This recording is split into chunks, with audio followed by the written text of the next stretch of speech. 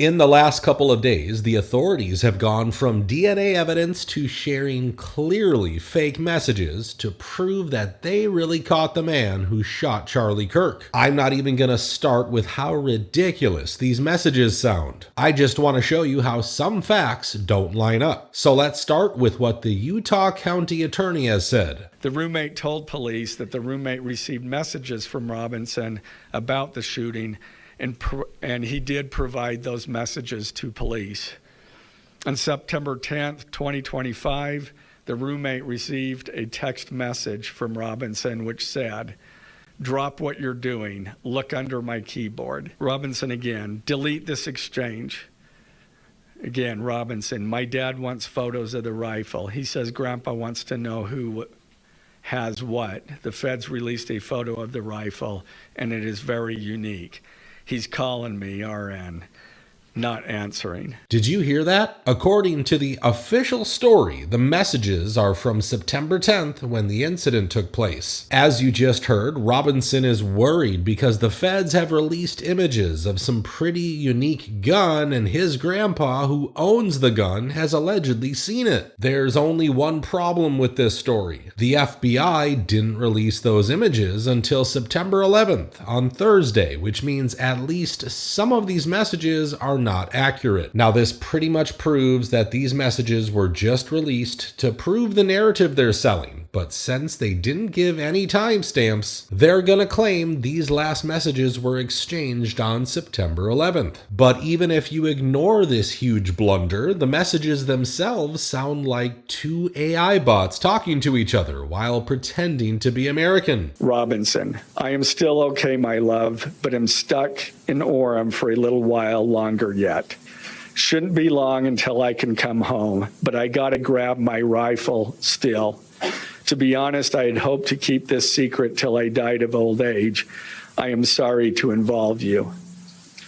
Roommate, "You weren't the one who did it, right?"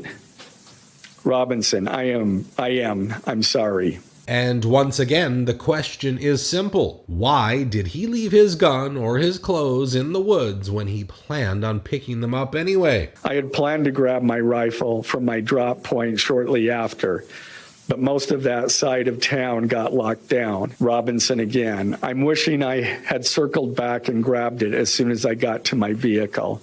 I'm worried what my old man would do if I didn't bring back Grandpa's rifle." Why did he just decide to share all the incriminating details with his supposed lover when he does not want to get caught? Robinson, "Why did I do it?" Roommate, "Yeah." Robinson, "I had enough of his hatred. Some hate can't be negotiated out. If I am able to grab my rifle unseen, I will have left no evidence." Roommate, "How long have you been planning this?" Robinson, "A bit over a week, I believe. IDEK if it's had a serial number, but it wouldn't trace to me. I worry about prints. I had to leave it in a bush where I changed outfits. Didn't have the ability or time to bring it with." And why in the world did they take a picture of that confession note when they were going to destroy it later? I'm asking these questions because their entire case depends on the answers. These fake-sounding text messages basically prove Tyler's intent and motive. We already know the evidence is not strong, and they also do not have a confession. And without these messages, their case against Tyler is pretty damn weak. In fact, it looks so weak that it reminds me of Luigi Mangioni's case, and to nobody's surprise, the most serious charges against him have already been dropped. We have breaking news. A judge has dismissed terrorism charges against the suspect in the United Healthcare CEO murder case. Now it's down to 9 counts that he faces, including second-degree murder.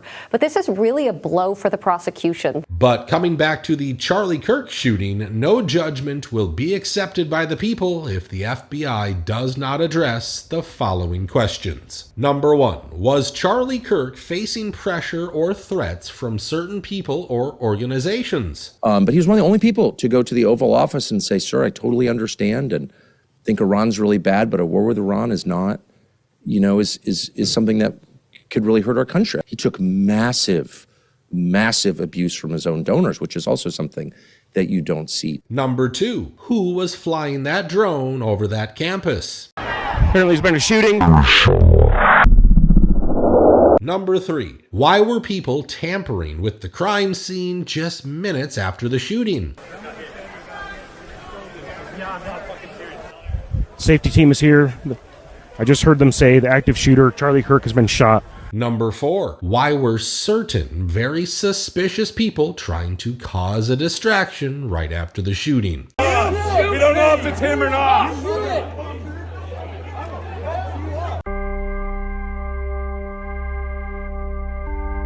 And since we are speaking of these shady people, did you know that George Zinn not only caused confusion after the shooting by claiming to be the assailant, but he also freely handed over his cell phone to the authorities, and guess what? It had illegal videos and images of children on it. So basically, his life outside of jail is also over, which isn't surprising since he already did his job after that shooting. It's insane how the rabbit hole keeps getting deeper with this guy, and to be honest, I could make an entire video on his shady past. But I want to talk about some other very important things that are directly tied to Charlie Kirk's death. Did you hear what Pam Bondi has said? There's free speech and then there's hate speech.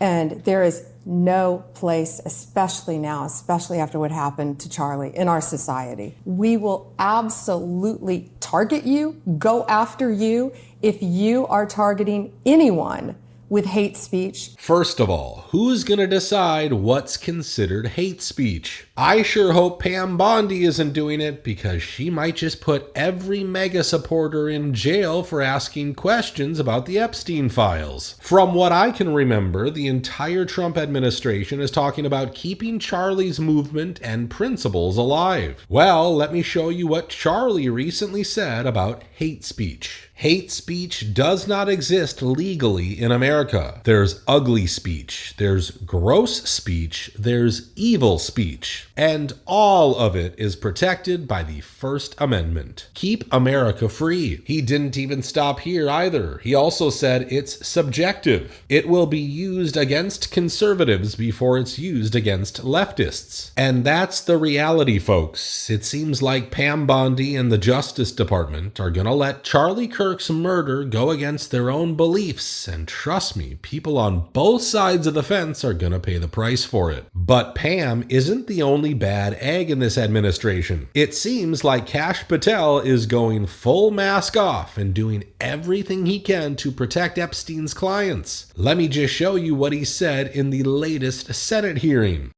You've seen most of the files.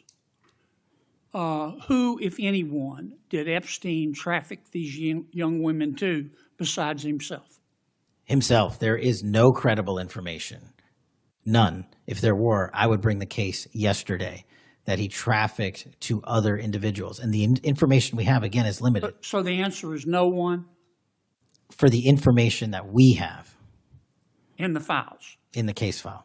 Okay. I would like the FBI director to tell us, if Epstein wasn't trafficking to other people, then why did a former JP Morgan executive tell Epstein that he had fun with Snow White and he wants Beauty and the Beast next? I don't know about you guys, but I have a feeling this greedy banker was not talking about Disney princesses. Now, Kash didn't just deny the whole thing, he even fought with senators who tried to question him on this issue. Sir, you're making a mockery of this committee. Sir, you don't tell me my time is over. You the know how people far of New we've Jersey come tell me since what you my tell- time is. Senator- You can't lecture me. You can tell me my time's over? You may be the charge of the I'm FBI, not going anywhere. but I am not afraid of you, sir. Chairman. Not afraid of you. Look, all I'm going to say is that I now understand why Kash Patel was looking like a scared kid after the shooting. Accountable.